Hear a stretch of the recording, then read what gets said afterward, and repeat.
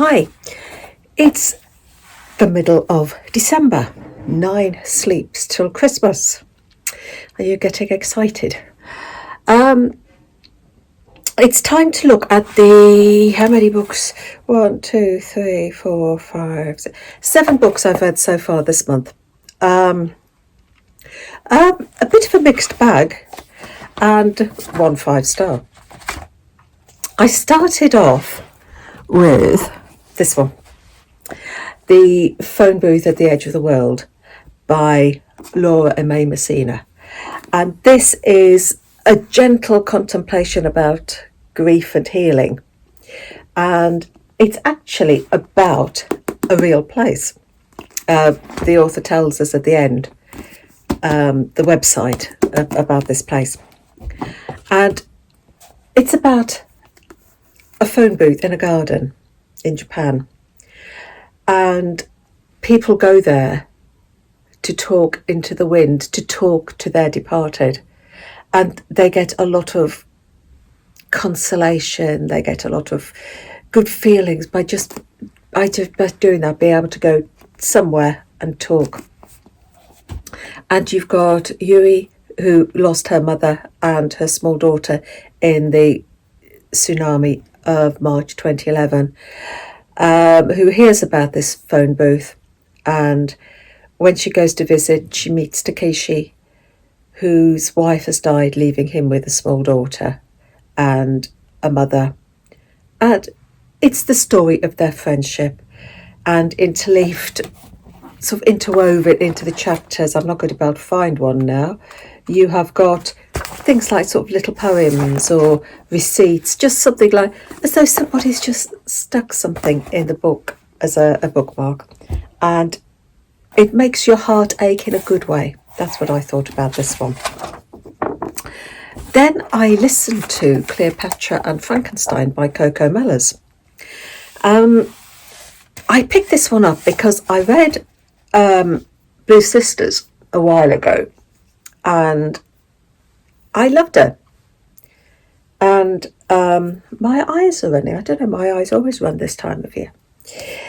But I didn't like this one as much. I didn't like the main characters, Cleo and Frank. Cleo's in her 20s. She's a British artist in America. And she meets Frank, who's in his 40s and an advertising exec. And within 6 months, they're married. And it's the story so much. It's not so much a story beginning, middle and end. It's a story of the impact that their marriage has on their friends, on themselves. And I didn't like the characters. There's one character in there that I did love. I loved Eleanor. I loved her story arc. She made the book for me. But Claire and Frank, they just left me feeling a little bit cold. So I didn't have the good vibes about that one that I had about about Blue Sisters, which I was a bit sad about. I'll be interested to see what she does next time. Then I read an arc that comes out on the 9th of January. And it's City of Nightbirds by Juhaya Kim. And it's set in the world of ballet. You've got Natasha Leonova, or Natalia Leonova, she's referred to as both throughout the book, who's a prima ballerina, who was forced to retire early because of an accident. But at the beginning of the novel, she's returned to St. Petersburg, where she's been asked to dance Giselle. And the story is told in flashbacks of her childhood, her life, her sort of coming of age, her relationships with other dancers, with Sasha, with Dimi, with Nina. Nina I liked. I really liked the character of Nina. You have glimpses of the backs of the Bolshoi ballet, you know, what goes on behind the scenes. And it's the determination, the hard work, the drive of these ballerinas, is just amazing because you see all of that through the story. The stories of blood-stained shoes because of the toes have been battered during rehearsals, and the constant rehearsals and the strive for perfection. I found it a sort of coming of age novel, the story of Natasha and Natalia. And yeah, that was a nice read. And I'd never read anything at all before about the world of ballet. Pretty sure I haven't. There's a lot of years to flick through, but I'm pretty sure I never read anything about ballet. My 5-star, I went back to 2023 and I picked up Waterston's Book of the Year, Impossible Creatures by Catherine Randell. And I adored it. I adored this fantasy world. The illustrations at the beginning of the book of all these mythical creatures, the map at the beginning of the book. It was a library book, so it's gone back. I haven't got it here anymore. The archipelago, this world within a world where all these creatures live, that is held together, that is nourished by the glimmery, by the magic, which is fading, and animals are dying. And you start off with Christopher, who's at his grandfather's, and he rescues a baby griffin, which his grandfather isn't surprised about. You know, if my son had walked through the door with a baby griffin, I'd have gone, whoa! But yeah, his grandfather doesn't bat an eyelid because he finds out that his grandfather is the guardian of the way through to the archipelago. When he's trying to return the griffin to the other world, he meets Mal, who is trying to escape from a murderer. And these two start an incredible adventure full of amazing creatures and emotion and heroism and sacrifice. And it brought tears to my eyes, this one. And I thought it was an absolutely wonderful book. I just loved being transported. Which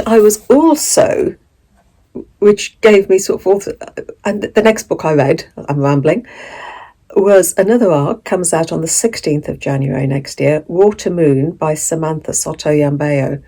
And this one also transported me to another world. Fantastic world building in this.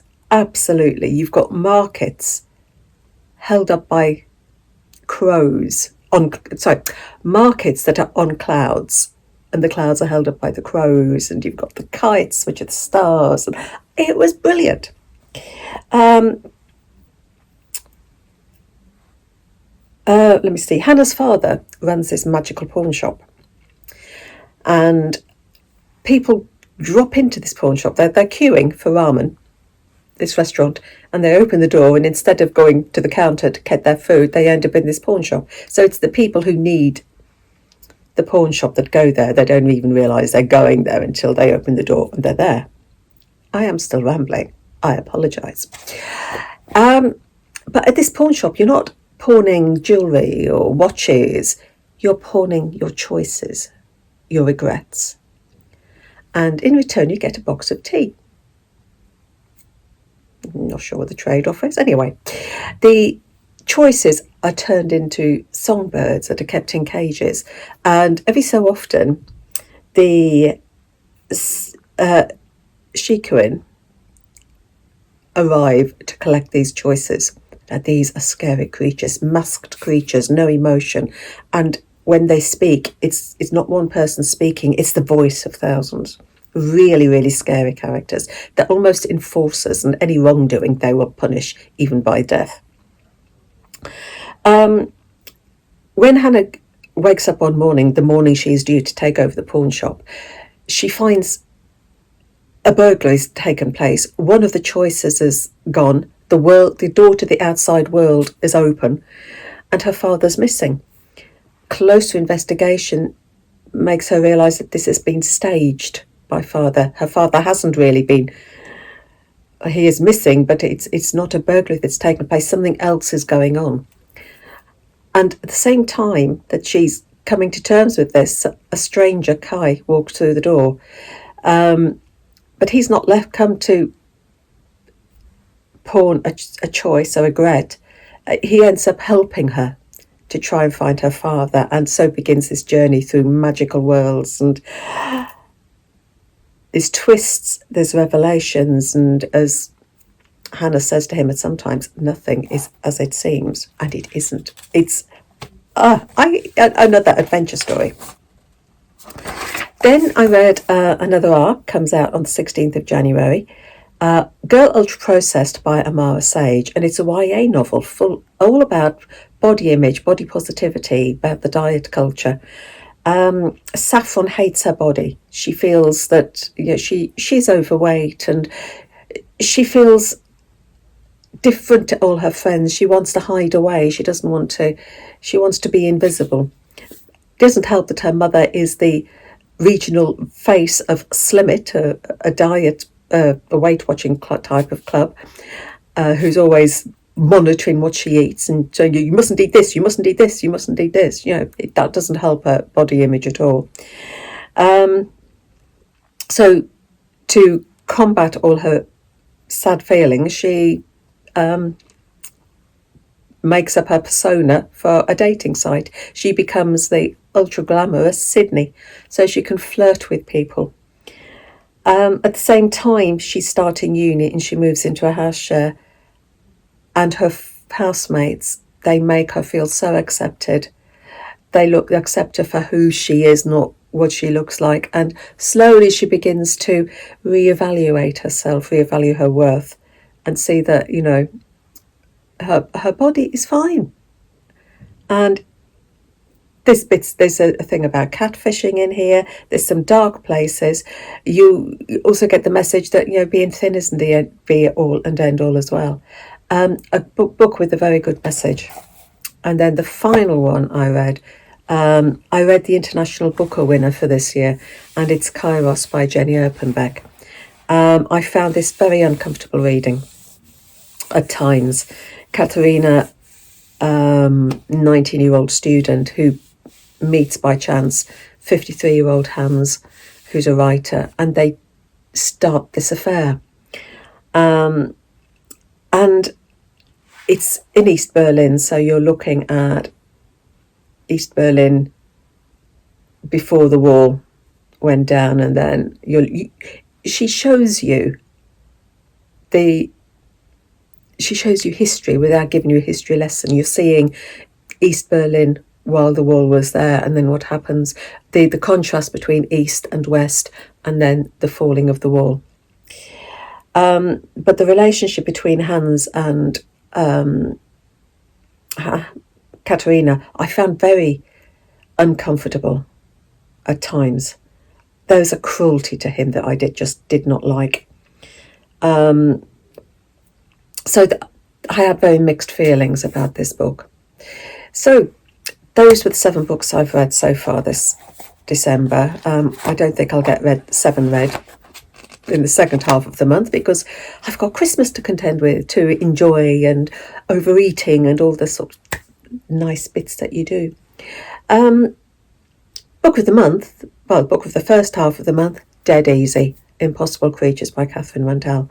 Absolutely stunning. And I loved being transported there. So, I will pop on here again before Christmas. But in case you don't catch me again before Christmas, have a lovely time. And I'll see you again soon. So happy reading. Take care.